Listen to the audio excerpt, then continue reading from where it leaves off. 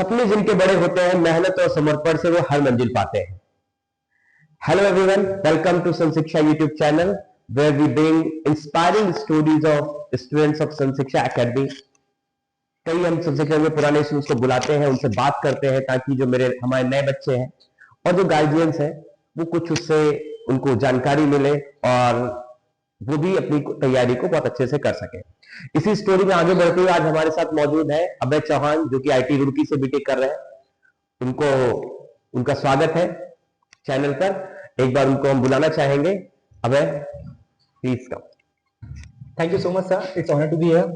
अच्छा, तो बहुत दिनों बाद आपसे मुलाकात हो रही है, जल्दी आ पाए। तो कैसा लग रहा है कॉलेज में आपको?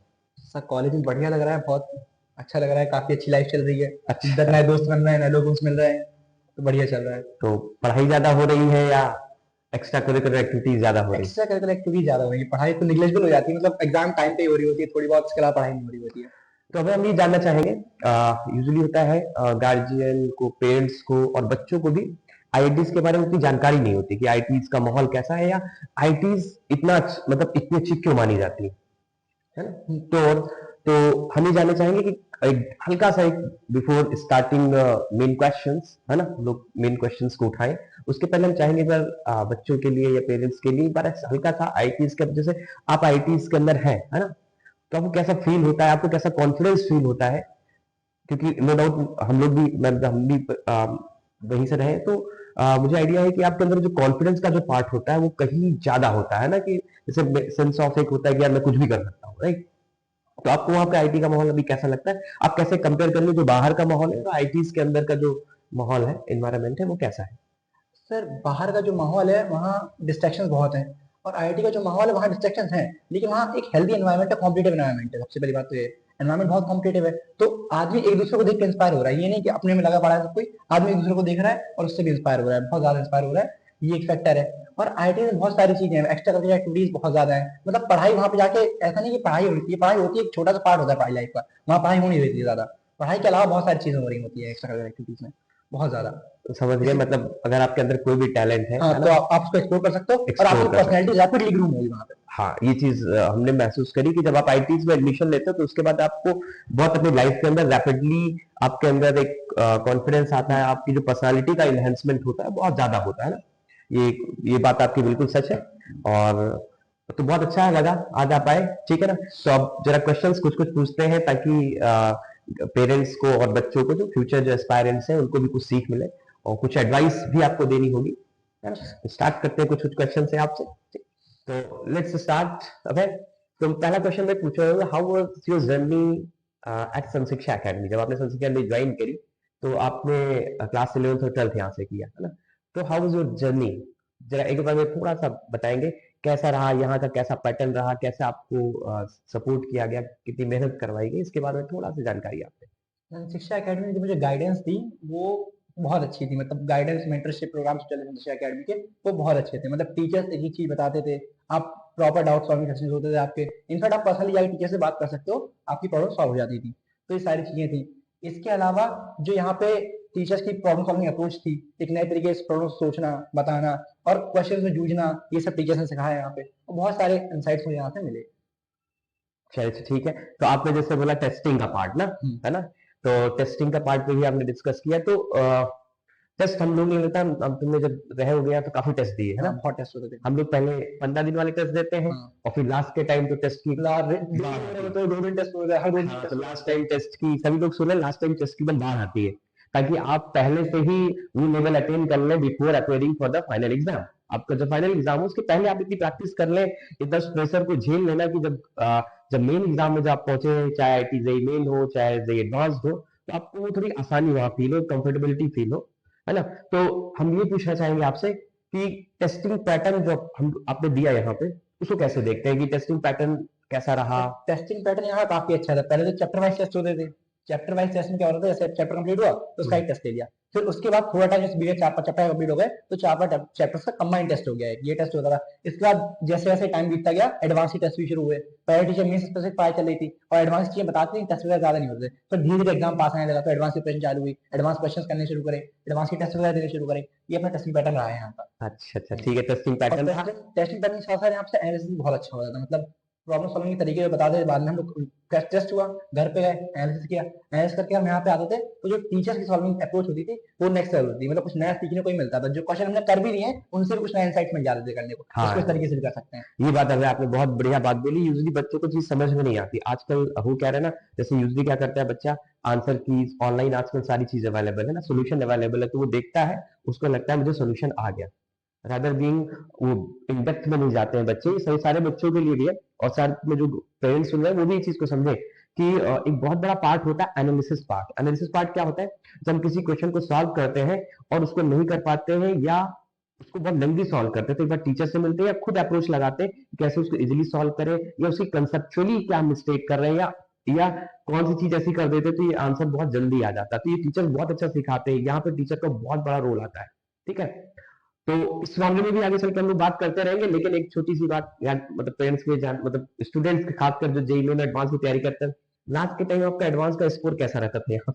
एडवांस का स्कोर सर, लास्ट के टाइम का स्कोर तो मतलब इनिशियली जो एडवांस पेपर्स होते हैं उनमें तो अच्छे स्कोर आता है, और जो लास्ट के टाइम पे कुछ पेपर्स होते हैं उनमें 180 में 30-20 ऐसा स्कोर होते हैं, मतलब शर्म आती है देखने में भी। तो आप लोग देख लो कि लास्ट के टाइम तो एडवांस पेपर हम लोग लेते हैं, मतलब वो जान के लेते हैं, तो लास्ट के टाइम 180 में इनके 30 नंबर, 20 नंबर, 20-20 मार्क्स, जो कि बहुत कम होते हैं, तो पेपर तक टफ लिया जाता है। उसका उसका जान के देखिए, आज आपको पता चलेगा कि हम लोग ऐसा क्यों करवाते हैं, ताकि आपको जब मेन पेपर जब जेईई एडवांस का देने जाओ ना, तो प्रेशर फील ना हो। एग्जैक्टली कभी प्रेशर फील आपको ना हो, ठीक है ना। तो कई बार वो हमारा एक पार्ट होता है, जिस तरीके से आप लोगों को हम टेस्टिंग करते हैं और उसको बार बार करवाने की कोशिश करते हैं, ताकि आप थोड़ा मेंटली बहुत साउंड फील करें, कभी डिप्रेशन में ना जाए। चलो अभी तो नेक्स्ट क्वेश्चन की ओर बढ़ते हैं। दूसरा क्वेश्चन मेरा ये है कि नॉर्मली मैंने क्या देखा है, जो स्टूडेंट्स होते हैं तो उनके मन में एक कंफ्यूजन ये रहता है, उनको लगता है जेईई मेन और जेईई एडवांस्ड ये बहुत अलग अलग एग्जाम है, मतलब they both require different kind of skills, although it is true, right, लेकिन कहीं ना कहीं बहुत कनेक्टेड है आपस में, है ना, ये दोनों एग्जाम बहुत कनेक्टेड है आपस में, मतलब आपको पता होगा। ठीक, तो कई बार कई बार बच्चों को लगता है कि मुझे जेईई एडवांस नहीं हो पाएगा, तैयारी नहीं कर पाएंगे, ऐसे बहुत सारे उनके मन में रहते हैं।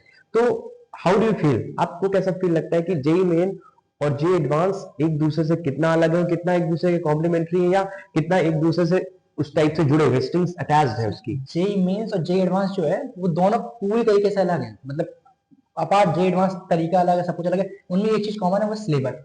सिलेबस दोनों में सेम है, जो जेई मेंस सिलेबस है वही जेई एडवांस सिलेबस है। अगर आप जेई मेंस सिलेबस कर रहे हो तो इनडायरेक्टली आप एडवांस का भी सिलेबस कर रहे हो। अब दिक्कत क्या आती है जेई मेंस एडवांस, बड़ी प्रॉब्लम कि जो जेई मेंस के सवाल होते हैं वो स्ट्रेट फॉरवर्ड होते हैं, सीधा फॉर्मूला लगाओ या सीधी थ्योरी पता आपको, सीधे थ्योरी में टिक मारो आगे बढ़ो। और जेई एडवांस के क्वेश्चंस होते हैं वो थोड़ी एनालिटिकल थिंकिंग में बेस्ड होते हैं, थोड़े लॉजिकल होते हैं, थोड़ी प्रॉब्लम सॉल्विंग टेक्निक चाहिए होती है, और थोड़े लेंदी होते हैं। बहुत से लोग अभी मैं देख रहा हूँ जो एस्पिरेंट्स नए आ रहे हैं उन्हें लेंदी क्वेश्चन पढ़ने में ही दिक्कत आ रही है, सबसे बड़ी दिक्कत ये है, ये लेंदी क्वेश्चन वो पढ़ नहीं पा रहे होते हैं, लेंदी क्वेश्चन पढ़ने में दिक्कत आ रही है।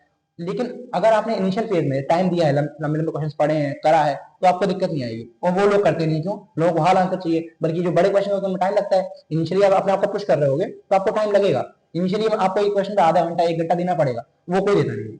दिक्कत ही आती है sir JEE advance JEE mains में। बाकी एग्जाम ऑलमोस्ट कॉमन है, बस प्रॉब्लम सॉल्विंग टेक्निक्स अलग अलग है, और थोड़ी रीडिंग कैपेबिलिटी चाहिए होती है एडवांस पेपर के लिए, जो मेंस में नहीं चाहिए होती, क्योंकि एक लाइन के क्वेश्चन होते हैं, एक लाइन में आंसर होता है, सीधा हिसाब है।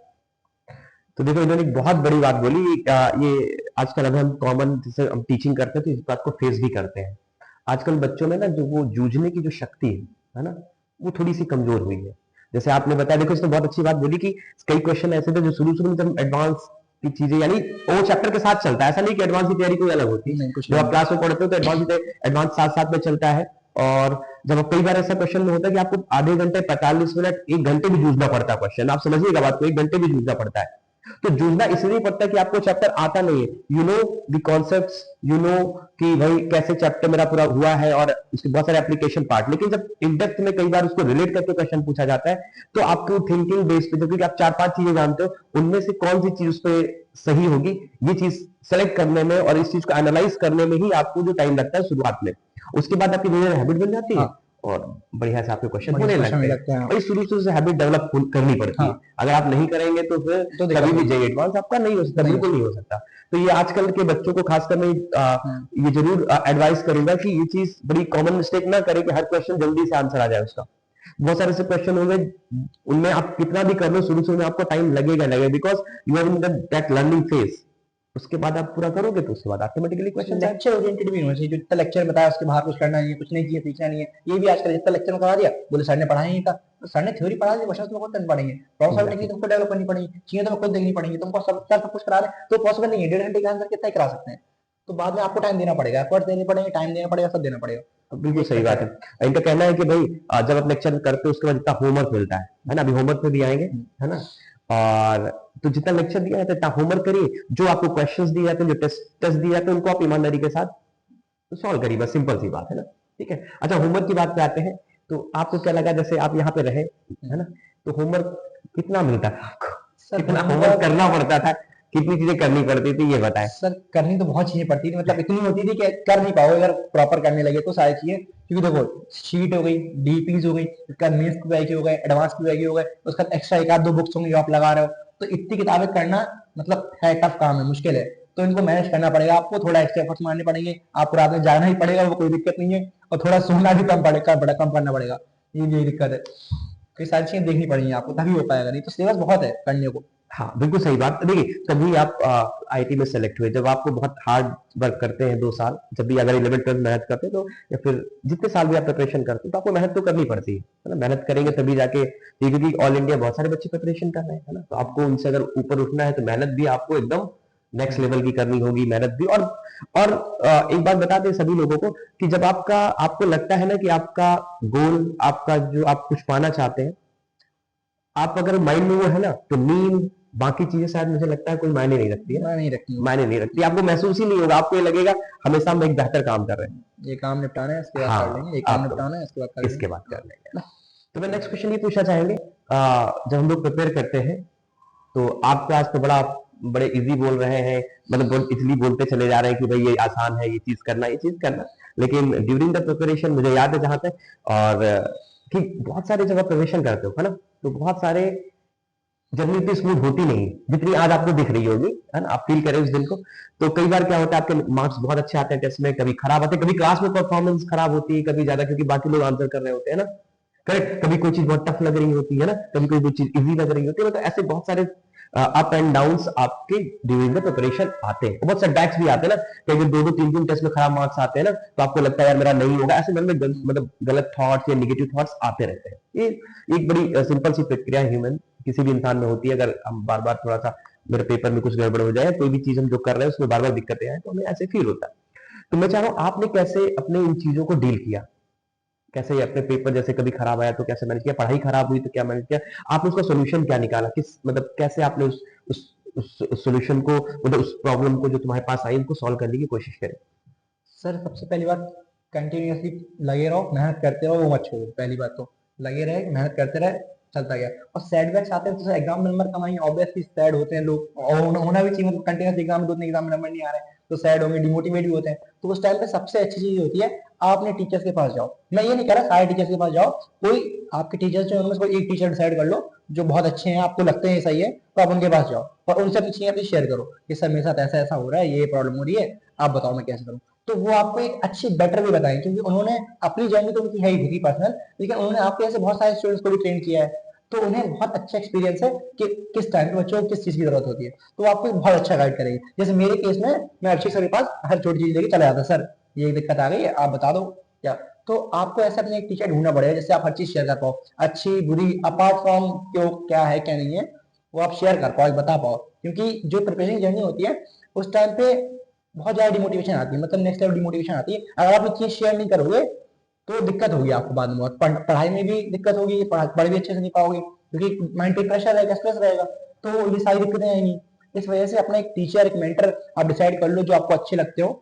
ये अच्छे हैं, इनसे मैं अभी शायद से कह सकता हूँ, बात कर सकता हूँ। जैसे नीरज सर से मैंने बहुत सारे चीजें डिस्कस करी हैं जब मुझे प्रॉब्लम्स आती थी, एग्जाम टाइम में नंबर वगैरह कम आया सर, जैसे कौन सेक्शन के टाइम पे था, तो एडवांस के टाइम पे मैं सर के पास, सर कोनिक सेक्शन मैं बिल्कुल पढ़ा दो, तो सर ने पर्सनली मुझे टाइम दे के कोनिक सेक्शन शाम को बैठ के सर बैठते थे डेली, और मेरे साथ पर्सनली सर ने मुझे करवाया था कोनिक सेक्शन बैठ के। तो ये सारी चीजें रहेंगी, और आपको एक मेंटर बनाने पड़ेंगे जिससे आप चीजें कर पाओ अपनी सारी। देखो तो ये अब बिल्कुल सही बात बोली नबे सर ने। अब है ना कि जैसे फॉर एग्जांपल आपको लगता है कि कुछ दिक्कतें आपको महसूस हो रही है, इमोशनली भी कई बार महसूस होती है यार कि मैं नहीं कर पा रहा, तो अपने कोई भी टीचर पकड़ो जो आप जिससे आप ज्यादा कंफर्टेबल हो, इस पार्ट को डिस्कस करोगे, समय से ऐसी प्रॉब्लम हो रही, वो आपको सोल्यूशन देंगे कि भाई आप ये कर सकते हो। और कभी घबराना नहीं होता ड्यूरिंग द प्रोफेशन, मुझे लगता है कभी घबराना नहीं होता। वहां करेंगे वैसे भी जेई एडवांस का जो एग्जाम हमारा होता है बहुत हाई स्कोरिंग एग्जाम नहीं होता है ना, अनलाइक जेई मेन, राइट, उसमें बहुत ज्यादा स्कोरिंग होती है, बट इसमें ज्यादा स्कोरिंग सिलेबस भी नीचे होता है कि आप 100% सिलेबस पिछवाओगे, 100% करना है नहीं, 70-80% मोर देन इनफ, इतना पढ़ लो तो काम हो जाएगा। बिल्कुल सही बात है। तो आप अपने टीचर से मिलो, उनसे डिस्कस करो कि सर मुझे ये प्रॉब्लम आ रही है, इसको मैं कैसे सॉल्व करूं, तो क्योंकि उन्होंने इतने लोगों को गाइड कर रखा है ना, तो उनको आइडिया है कि कौन सी पार्ट यानी कौन से पार्ट पे थोड़ी सी बच्चे को मेहनत करनी है, या कौन सी चीजें गड़बड़ हो जा रही है इनकी। कई बार होता क्या है, जैसे एज ए टीचर मैं बताऊं, कई बार क्या होता है बच्चों को, क्योंकि ये कम एक्सपीरियंस वाले होते हैं, तो इन लोगों को आइडिया नहीं होता, या आप लोग को जो स्टूडेंट्स आप लोग को आइडिया नहीं होता कि हमें उस चीज को कैसे डील करना है। एक्चुअली प्रॉब्लम नहीं होती, आपके अंदर टैलेंट होता है बट डील करने का तरीका नहीं आता आपको। तो आप उसके लिए सबसे बढ़िया आप अपने टीचर से मिले, करेक्ट, और उनसे साथ वो डिस्कस करें तो बढ़िया सोल्यूशन देंगे। और आपको लगता है कहीं पे कोई चीज कमजोरी, तो अपने टीचर से मिलिए, उसको पढ़िए, बस सिंपल सा, बहुत ही मुझे लगता है सिंपल अप्रोच रखनी चाहिए। सिंपल अप्रोच, मतलब टीचर ओरिएंटेड रहो, टीचर जो कहे वही परम सत्य है, इसके अलावा भटको नहीं कहीं और। हाँ, तो ये पार्ट आप अगर करेंगे तो आप, मुझे लगता है कि बड़ा इजी। और आप लोग को सब लोग को बता दें जो एडवांस एग्जाम होता है वो बहुत हाई स्कोरिंग नहीं एग्जाम होता है, वो उसमें होते ही इतने टफ क्वेश्चन है कि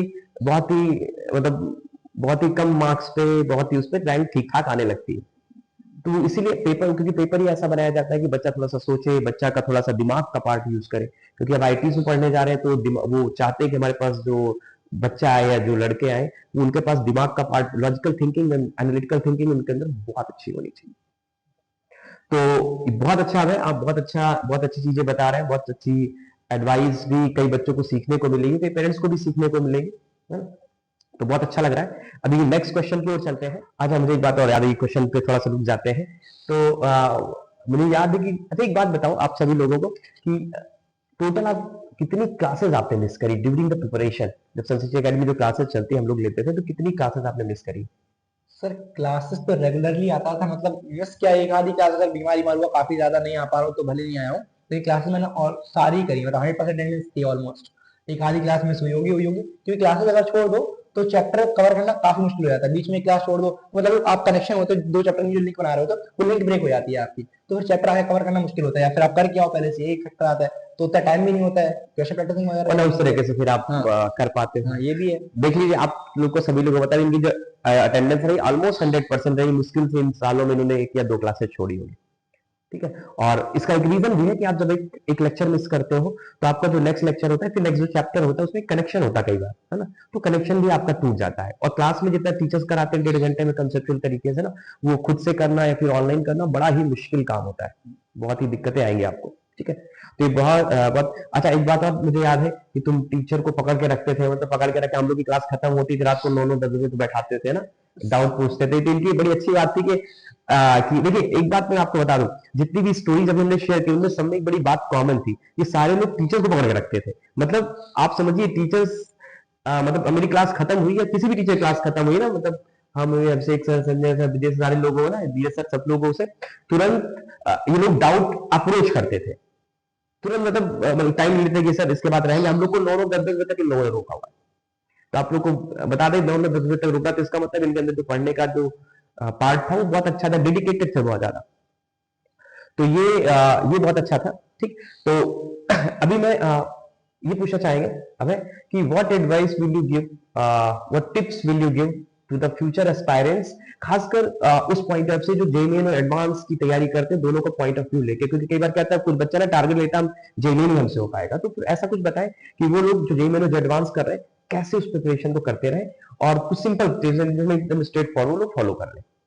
ये टारगेट लेना तो वेस्ट है कि सिर्फ मुझे जेई मेंस करना है, अनटिल आप सेकंड ड्रॉप नहीं लिए हो, सेकंड ड्रॉप लिए तो आपके पास एडवांस देने का मौका ही नहीं है, तो आप जेई मेंस ऑलरेडी करो पढ़ाई। लेकिन अगर आपके पास जेई एडवांस देने का मौका है तो आप मेंस करो, मेंस के साथ एडवांस भी देखते रहो, भले भले कम देखो, मेंस को टाइम 80% दे रहे हो, 20% टाइम एडवांस दे रहे हो, लेकिन दो ट्राई मारने में क्या जा रहा है भाई, ट्राई मारो, एटलीस्ट कम से कम कुछ ना कुछ तो ग्रो होगा इससे, आपकी एनालिटिकल स्किल्स बढ़ेंगी, लॉजिकल स्किल्स बढ़ेंगी, सोचने का अलग तरीका बढ़ेगा।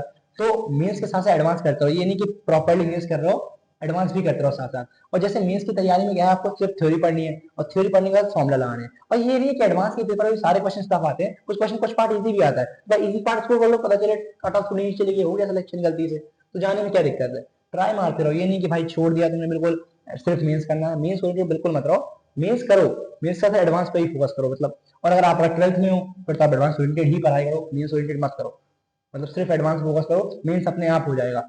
और सबसे जरूरी चीज जो है मतलब कंसिस्टेंट रहो, किसी चीज को लेकर डेडिकेटेड रहो, कंसिस्टेंट रहो, और लगातार मेहनत करते रहो। और जो जैसे हम लोग अभी हैं, जैसे एडवांस तैयारी में क्वेश्चन सॉल्विंग की तरीका चाहिए होता है अच्छा खासा, तो आप थोड़े अच्छे क्वेश्चंस की तरफ जाओ, थोड़ा उसकी तरफ इंक्लाइन हो, अच्छे क्वेश्चंस करने का ट्राई करो, और बैठो पेशेंस के साथ कि आधे घंटे, 1 घंटे, 2 घंटे में क्वेश्चन को दे रहे हो, क्योंकि इनिशियल टाइम में आपसे नहीं कि क्वेश्चन एक बार में हो जाएंगे, नहीं करते हैं भाई, इतनी नहीं होती है सोचने की एबिलिटी। आप एक 10th से निकल के आए हो, 10th का सिलेबस कितना होता है, थोड़ा सिलेबस होता है, उतना आप 2 चैप्टर में खत्म कर दोगे, यहाँ पे जितना पूरा 10th का सिलेबस होता है उतना आप एलएम वर्क एनर्जी पढ़ोगे, फिजिक्स में पूरा 10th खत्म हो जाएगी आपकी फिजिक्स की, इतने क्वेश्चन आप वहां लगा लोगे। तो आपको पहले तो प्रॉब्लम सॉल्विंग के तरीके पे ध्यान देना है, और थोड़ा पेशेंस के साथ लगे रहना है कंसिस्टेंटली, मतलब बिना रुके बिना टेंशन लिए, और थोड़ी टीचर्स की गाइडेंस भी लेनी है प्रॉपर, भाई टीचर से आगे डाउट पूछ लिए, टीचर्स मुझे सर ये खराब चल रहा है इसको कैसे करें। और टीचर्स के साथ जितना रहोगे, जितना ज्यादा, मतलब टीचर्स तुम्हारे लिए भगवान है इस टाइम पे, उससे ऊपर कुछ है नहीं तुम्हारे लिए, जाओ टीचर्स को पकड़े रहो बिल्कुल, सर बैठा दो नहीं, वही सिखाएंगे सब कुछ, मतलब उनके बिना कुछ नहीं पाएगा। अगर तुम सोच रहे हो तुम अकेले निकाल दोगे, भाई अगर तुम्हारा पोटेंशियल 10,000 का होगा तुम 1 लाख रैंक ला रहे होगे, 5,000 का होगा तुम 20,000 रैंक ला रही होगी, हम कराने 100 का भी होगा तुम 10,000 पे आ जाओगे, कितना भी तुम्हारा नेक्स्ट पोटेंशियल, उससे कुछ फर्क नहीं पड़ता। अंडर आपके पास एक गाइडेंस होनी चाहिए, मतलब सर बता दो ये कैसे करेंगे, कैसे करेंगे, बताने का तरीका, सारी चीजें, वो सारी चीज होनी चाहिए। तो टीचर्स को टाइप पकड़े रहो बहुत ज्यादा, और डिमोटिवेशन आए या कोई प्रॉब्लम्स आए तो उसके लिए भी टीचर्स, और सोशल मीडिया खास तौर से दूर रहो, खासकर वो क्या चीज है इंस्टाग्राम से बिल्कुल दूर रहो, मतलब कॉलेज तक तो इंस्टाग्राम था ही नहीं हम लोगों का, जितने भी हम लोग ने किया है। रील्स। हाँ रील्स वगैरह स्क्रॉल कर रहे हैं वो सब तो कुछ था ही नहीं, मतलब क्यों करना है भाई, वो सिर्फ टाइम वेस्टेज है, कुछ नहीं है, टाइम बर्बाद कर रहे हो, खिसका रहे हो, कुछ एडमिन रिलीज हो रहा है, रश हो रहा है, कुछ नहीं हो रहा है उसमें, बैठे हुए टाइम बर्बाद कर रहे हो, कुछ नहीं। इंस्टा से दूर हो, जितना दूर रह सकते हो, व्हाट्सएप यूज करो, व्हाट्सएप पे भी चीजें कोचिंग वगैरह की अपलोड होती हैं, वो चीजें आती हैं, शेड्यूल वगैरह आता है, वो देखते रहो, बस खत्म भाई, किताबों से घिरे रहो यार। और ऑनलाइन लेक्चर्स की तरफ ज्यादा इंक्लाइन मत हो, कि ऑनलाइन जाके पूरे लेक्चर देख रहे हो, पूरा पूरा सिलेबस ऑनलाइन कवर कर रहे हो, वो भी मत करो। जब तो बस इंटरनेट हेल्प है, यहाँ पे कोचिंग है, तो फिर क्यों जाना है भाई। ऑनलाइन तुम ऐसे जाते हो, ऐसे मान लो तुम रात में हो, रात में कोई दिक्कत हो गई, कोई फंस गया डाउट, तो ऑनलाइन देख लिया कैसे करना है सॉल्व, एक्सटर्नल हेल्प रखो उसको सिर्फ, ये नहीं कि पूरी तरह से उसके ऊपर इंक्लाइन हो जाए हम लोग, उसके ऊपर भी नहीं जाना है पूरी तरीके से, क्योंकि वहां पे वो देख नहीं रहे होते कि बात सोचने की एबिलिटी कैसी है, तुम कैसे प्रॉब्लम सॉल्व कर रहे हो, ये सारी चीजें उन्हें नहीं पता है कि तुम्हारी सोचने की क्षमता कितनी अच्छी है। वो तो सबको एक लेके चल रहे हैं, उन्होंने एक टाइप का सिलेबस डाल दिया, कंटेंट डाल दिया, और हर एस्पिरेंट होता है वो अलग तरीके से सोच रहा होता है।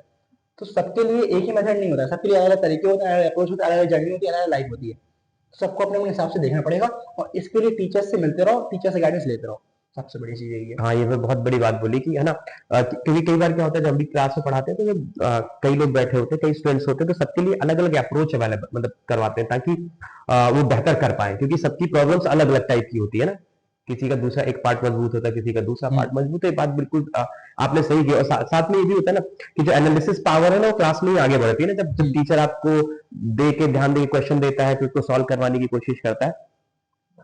तो इन लोगों ने काफी तो थैंक यू अभय, बहुत अच्छी बातें आपने बताई हमारे व्यूवर्स को, स्टूडेंट्स को, पेरेंट्स को भी सीखने को मिलेगा। और बहुत सारी बातों पे आपने एक लाइट डाला कि भाई सर ऐसी प्रिपरेशन होती है जेई एडवांस की, खासकर वो लोग जो कई बार डिमोटिवेट होते हैं, एटलीस्ट उनके अंदर एक करेज आएगा कि नहीं, I can go through that exam, है ना। बहुत टफ नहीं होता, मुझे लगता है बहुत टफ तो नहीं होते कोई एग्जाम ना, बहुत ज्यादा नहीं होते, बट माइंडसेट का गेम है पूरा ना, आपका मेंटल टफनेस का गेम है ना, कि कितना आप मूव करते हैं। और बहुत अच्छी चीजें आपने बताई, है ना। Thank you for coming to the YouTube channel, और बहुत अच्छा रहा कि लकली कल आप मुझको मिल गए आ गए सर आपने मुझे बुलाया, इसके लिए मैं बोलना चाहिए है ना। और आपको आप लोगों को बताते हैं नेक्स्ट में आगे आते रहेंगे, और आगे भी जब भी, क्योंकि छुट्टी है तो कई स्टूडेंट्स मौजूद है हमारे पास जो अभी समय छुट्टियों में आए, तो उनके भी सक्सेस स्टोरीज आपको हम शेयर करते रहेंगे।